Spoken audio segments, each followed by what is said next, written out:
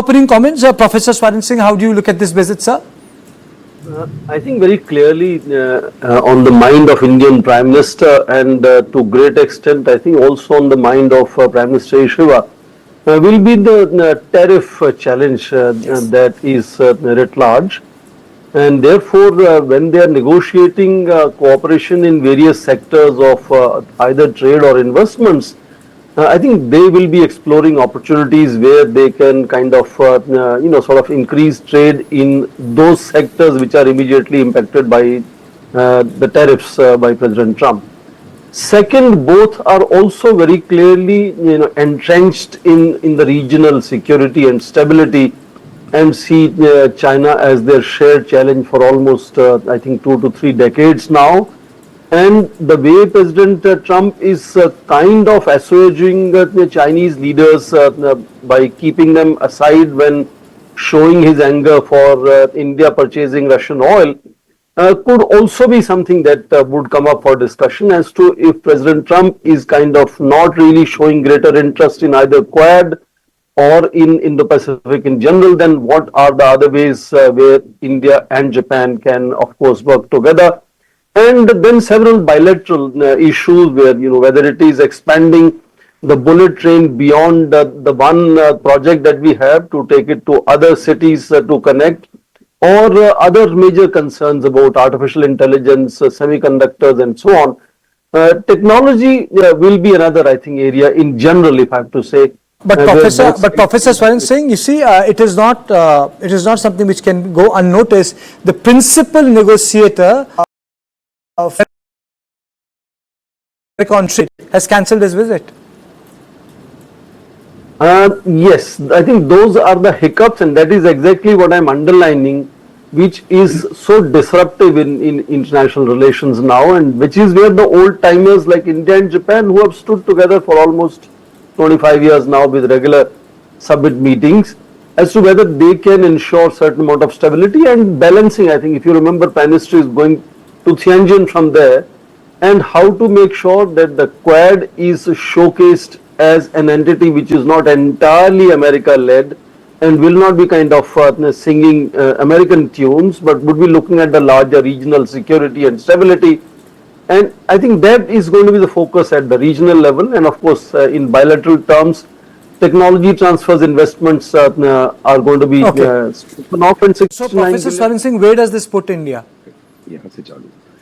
I think India over a period of time has, I think, carved out a very special niche area for itself, partly because it is seen as the fastest growing among major economies, so it's on the upswing in that sense.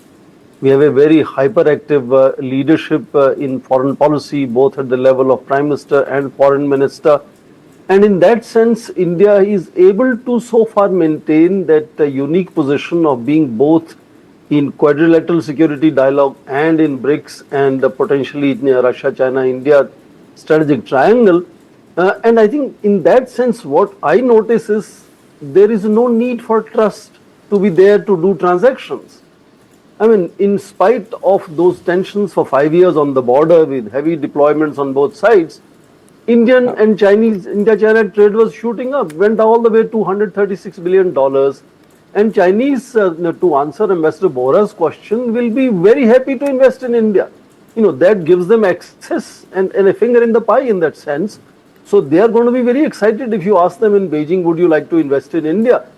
India is relatively much safer than investing in Cambodia, Pakistan, or some of the more dangerous areas like Sri Lanka, etc. So their approach to life is very transactional, and I think most major powers see their foreign policy increasingly transactional. And in that sense, doing business is something that both sides will continue to explore. And in case that helps in trust building, good. Basically, you're saying you don't need to be friends to do business. Relationship, but they are the most transactional. Always say you need that factor, otherwise you can conclude a good business deal. So I think trust is the bottom line. If it breaks, there is a problem. Professor Swaran Singh, I think that was for you, sir. Clearly, I think we can then perhaps, I respect Ambassador's views. we are talking here different kinds and of trust. Whether we are talking of the political tracks level leadership on both sides, or is trust at the transaction which is agreed carried forward unless this change in trust.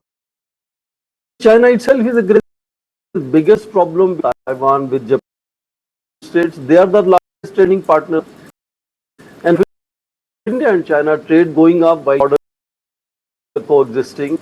So yes, trust is good and it facilitates cooperation and collaborations. Transactions can happen even the trust is not there, is what I'm underlining. And transactions collectively accumulate to building of the trust. To me, the fact that the United States has a very different all the bridges when it comes to supporting the war against Russia right now, the approach is different. In one sector also work together sectors. That is what makes relations together.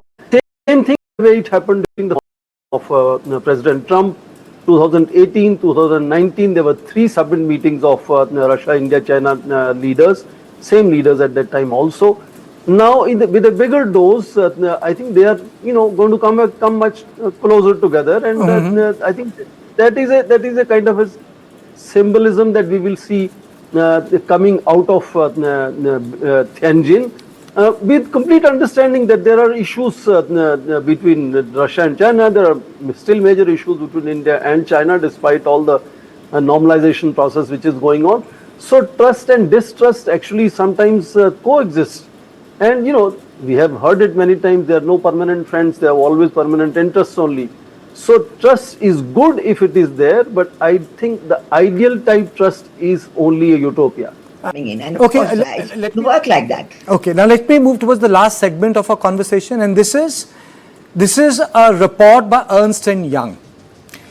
It says that India's economy could reach 20.7 trillion in terms of purchasing power parity, PPP, by 2030, and may emerge as the second largest economy by 2038 with 34.2 trillion GDP.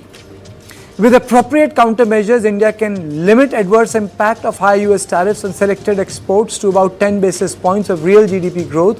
India is emerging as one of the most dynamic among the world's 5 largest economies with strong fundamentals, which the Ernst & Young Economy Watch Out report added. Now, Ambassador Vora, Professor Swaran Singh, and Ambassador Veena Sikri, my question remains one. There have been a lot of achievements post 2014.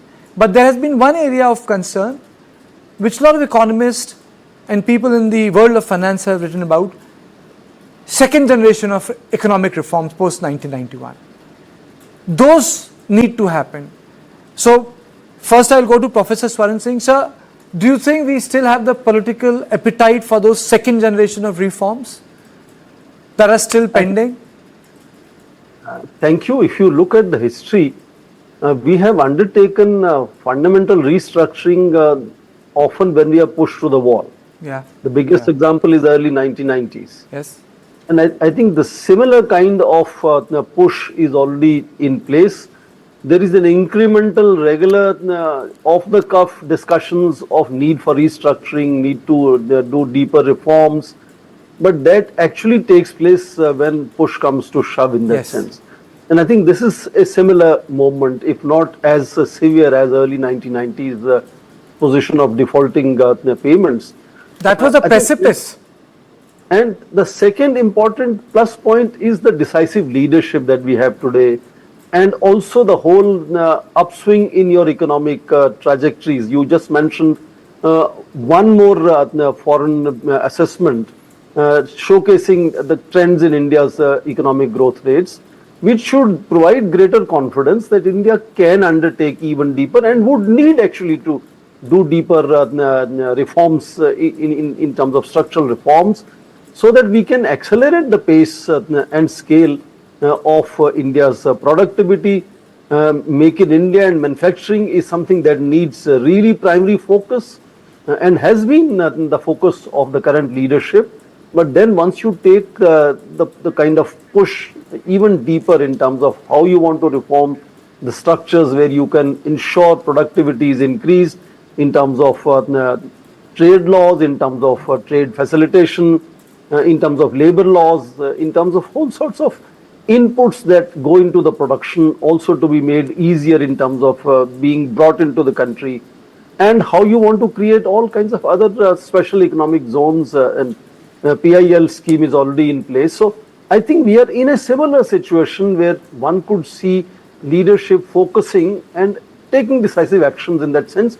So if India has to really go beyond 5 trillion economy, something has to fundamentally change, and we have seen that in case of China, for example. So if we are talking of taking India all the way to 15 trillion and 20 trillion economy in 2030, 2035 and so on, Okay. those kind of structural reforms are not a matter of choice. Okay. I'm also joined